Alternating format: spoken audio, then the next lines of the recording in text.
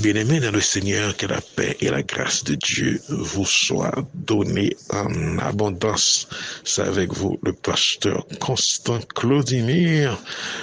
Oui, pour une nouvelle sortie de cette série titrée La Bible et le corps, une nouvelle sortie, la sortie 8. On va voir aujourd'hui ce que c'est l'identité spirituelle du corps. Donc, bien-aimés dans le Seigneur, je bénis le nom du Seigneur pour vous et pour ce moment, car nous allons encore étudier sa parole. Quelle grâce, quelle grâce. Donc, continuons à étudier la parole, continuons à continuons à partager ces vidéos, continuons à subscribe sur la chaîne YouTube du ministère Main Consolante. C'est par le biais de ce ministère qu'on a pu apporter pour vous ces séries d'études en partenariat avec le groupe Enseignement et Prière. Continuez à liker, à subscriber, si je peux dire ça comme ça, sur la chaîne YouTube du ministère. Donc c'est une façon de faire marcher la parole, de partager la parole, dans le seul but, bien entendu, de glorifier le nom de l'Éternel, de glorifier le nom de Jésus-Christ de Nazareth. Donc, bien-aimés dans le Seigneur, c'est vraiment bien de vous rencontrer. Et si vous avez des commentaires sur la chaîne YouTube du ministère Main Consolante, Consoling and Ministries, tu peux laisser des commentaires et on va vous répondre là-dessus. Ou du moins, vous pouvez m'appeler au 514-443-9702. Tu ajoutes un 1 à l'avant. Donc, c'est 1-514-443-9702. Donc, sans plus tarder, nous allons aborder ce nouveau sous-sujet, à savoir l'identité spirituelle du corps. Bien-aimé dans le Seigneur, le mot identité est fondamental ici. L'identité, c'est quoi? L'identité, on peut dire, c'est une discrimination qu'on fait sur des choses qui sont en face de nous. Donc, l'identité permet de faire la discrimination de différentes choses. En d'autres termes, permet de différencier, d'identifier différentes choses ou différentes personnes. Donc, l'identité, ce sont toutes les caractéristiques qui font en sorte qu'une chose est différente d'une autre ou bien qu'une personne est différente d'une autre. Donc, on peut prendre un exemple rapide pour éclaircir tout ça. Est-ce qu'un chien est un chat? Bien sûr que non. Qu'est-ce qui permet de différencier le chien du chat? Eh bien, ce sont les caractéristiques du chat qui sont différentes des caractéristiques du chien. Et ces caractéristiques sont la base de l'identité du chat. Par exemple, le chat miaule, mais le chien ne miaule pas. Le chat a des poils, mais les poils du chat ne sont pas comme les poils du chien. Le chien a une queue, mais c'est pas la même queue que la queue du chat. Et ainsi de suite. Il y a plein de différences. C'est ça l'identité.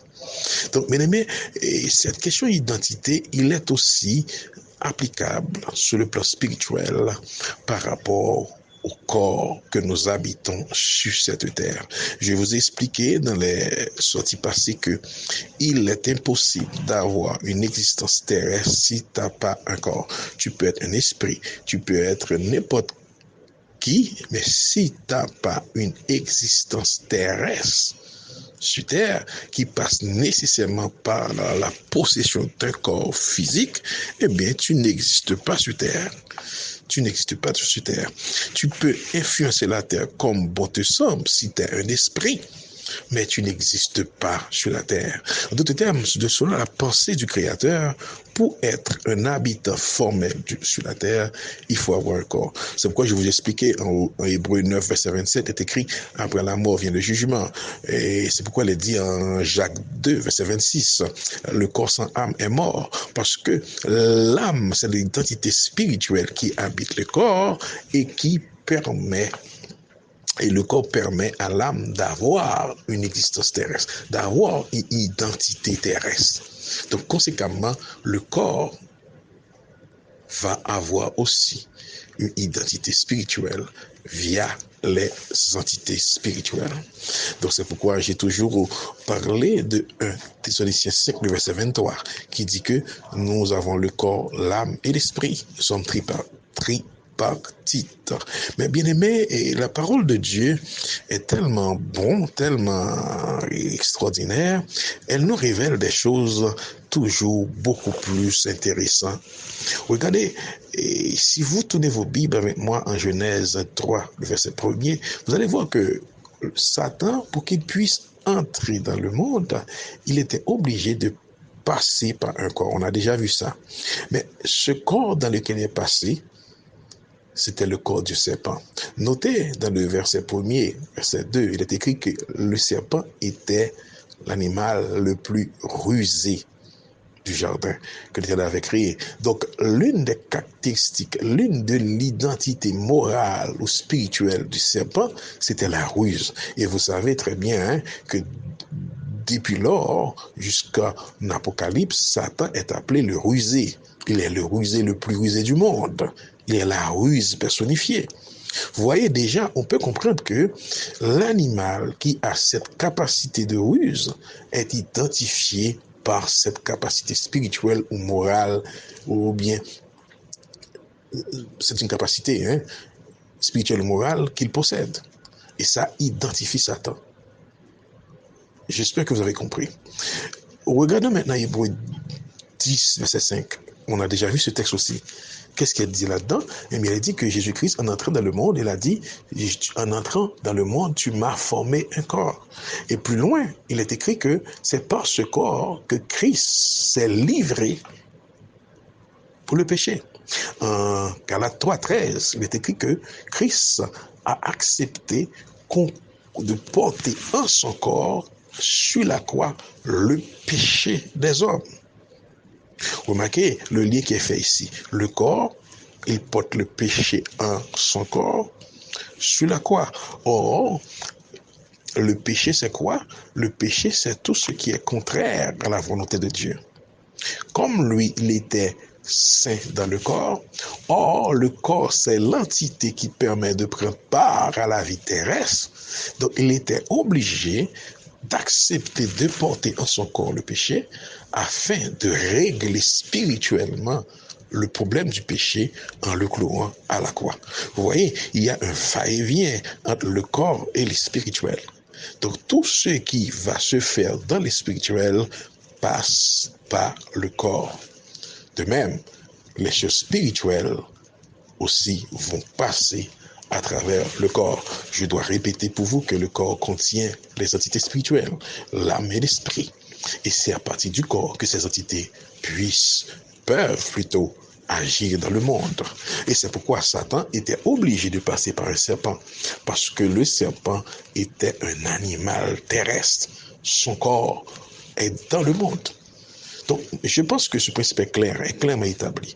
Il ne peut y avoir d'action spirituelle dans le monde sans passer par un corps. Sans un corps, on n'existe pas dans le monde. Maintenant, ce qui est important de voir en plus, c'est que les corps déterminent votre identité spirituelle. En d'autres termes, dans quel corps tu es, et on saura quelle identité spirituelle que tu as. Regardez, Satan est le rusé. Spirituellement, c'est rusé par excellence. Il est passé par un corps qui détermine qu'il est rusé. Regardez, Jésus-Christ est passé par un corps humain, un corps saint, qui détermine qu'il soit spirituellement le sauveur spirituel du monde. Ton corps définit ton identité. Et ceci, il est clairement expliqué par Dieu lui-même. Si vous tenez vos Bibles en Job 38, par exemple, au verset 38-39, lorsque l'Éternel parle du lion, en Job chapitre 39, verset 1er, il parle des chèvres sauvages. Lorsque l'Éternel lui-même parle en Job 39, verset 5-6, de l'âne sauvage, au verset 14, il parle de l'autruche. Ou en Job 40, verset 15, il parle de l'hippopotame. Il a parlé aussi du cheval. Il a parlé aussi de la crocodile. Donc, tu vois, regardez, lisez ces textes, vous allez voir comment Dieu décrit chaque animal avec des caractéristiques spécifiques. Première remarque à faire, c'est que ce n'est pas des hommes qui parlent des animaux. C'est Dieu lui-même qui parle des animaux. Et il dit ce qu'il a mis en chaque animal. Donc, le corps de l'animal que vous voyez, qui a une constitution spécifique qui définit son identité parce que ça permet de le différencier des autres animaux. Par exemple, un lion n'est pas un crocodile car ils ne vivent pas dans le même milieu. Le crocodile vit dans l'eau comme sur la terre, surtout dans l'eau. Le lion vit sur la terre notamment. Le cheval ne vit pas dans l'eau. Il a une identité propre, il a une façon de vivre propre, mais son corps, cette masse charnue, qui a toutes les caractéristiques que vous savez biologiques et qui sont à chaque corps, c'est une merveille, comment ça fonctionne avec exactitude, c'est une merveille. Mais à chaque corps, il a donné à chaque corps d'avoir des capacités spirituelles, morales différentes. L'Éternel a bien expliqué pour le cheval. Le cheval n'est pas le crocodile. Regardez comment il parle de l'hippopotame, qui a des nerfs comme des tisons de fer. L'hippopotame n'a pas peur des courants d'eau. Il est tellement fort. Dans son mental, il est tellement fort. Vous voyez, donc les animaux, chaque animal qui est dans un corps charnu, et ce corps détermine quelle est l'identité spirituelle de chaque animal. C'est pourquoi dans cette série, je vous ai dit que votre corps détermine votre identité spirituelle. Maintenant là, il y a des questions à poser, pas mal de questions, de grandes questions.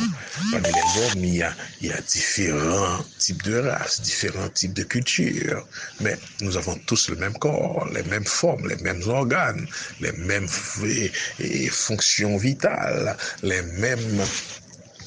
mêmes appareils reproducteurs, etc. Mais néanmoins, parmi nous, il y a des différences. Ce qui est certain, c'est que nous veuillons ou non, une fois qu'on est dans un corps humain, on a une identité spirituelle humaine. Et ça, c'est fondamental. Il n'y a pas à sortir de là. Les humains sont les humains. Mais néanmoins, il est clair, il est important de définir, de voir que il y a des différences par rapport au corps, car les corps des animaux ne sont pas les corps des humains. Et à chaque corps, il y a des capacités, des positions spirituelles spécifiques. C'est pourquoi Dieu a fait la différence entre les différents animaux qu'il a nommés à Job, le cheval, l'hippopotame, le crocodile, le lion, l'autruche, etc. Donc, bien aimé, j'espère que j'ai été un petit peu clair. J'ai été clair pour bien dire, et que ça passe, que vous pouvez saisir que votre corps détermine quelle est ton identité spirituelle. Et ça, c'est d'une importance capitale, bien aimé, dans le Seigneur, puisque de nos jours, il y a des théories qui sont très courantes dans le monde actuel qu'il faut comprendre. Par exemple, on parle du transhumanisme ou bien de l'humanisme, du post-humanisme. Ce courant vient avec un dualisme athée et évolutionniste pour dire que l'homme n'est pas identifié par son corps, mais plutôt par son esprit. Donc, c'est pas le corps qui détermine qu'on ait des droits, qu'on est égal sur la terre. C'est plutôt l'esprit de l'homme. C'est une façon de créer une base théorique pour pouvoir développer leurs idées concernant le transgérisme. Parce que qu'est-ce qu'ils veulent faire à partir du transhumanisme ou bien du post-humanisme? Ils veulent déplacer la notion de droit, la notion d'identité, pour le mettre non pas sur le corps, le visible, les organes visibles du corps qui déterminent le sexe, mais plutôt pour le mettre au niveau de l'esprit. Donc pour eux, c'est l'esprit de l'homme qui a tous les droits, c'est pas le corps. Donc il essaie de trouver un moyen pour, je dirais, pour confirmer, pour donner une base logique à ce qu'il veut faire dans le transgérisme, dans ce type d'évolution-là. Donc, vous voyez, bien aimé, ces approches-là vont de façon frontale contre la conception biblique divine du corps. Le corps humain est une nécessité pour une existence sur Terre. Même lorsqu'il parle de cette dualité pour mettre l'accent sur l'esprit, mais il est évident, bien aimé, si tu n'as pas un corps, tu n'es pas visible, c'est pas visible, tu n'as pas de droit, tu n'as pas d'identité terrestre. Donc c'est comme s'il essaie de dénaturer l'homme pour le détruire. Bon, bien aimé dans le Seigneur, c'est important. C'est important. On a bien vu que le corps nous donne non seulement une identité spirituelle, mais une identité matérielle. Car sans le corps, on n'existe pas. Dieu vous bénisse, j'attends vos remarques, vos commentaires.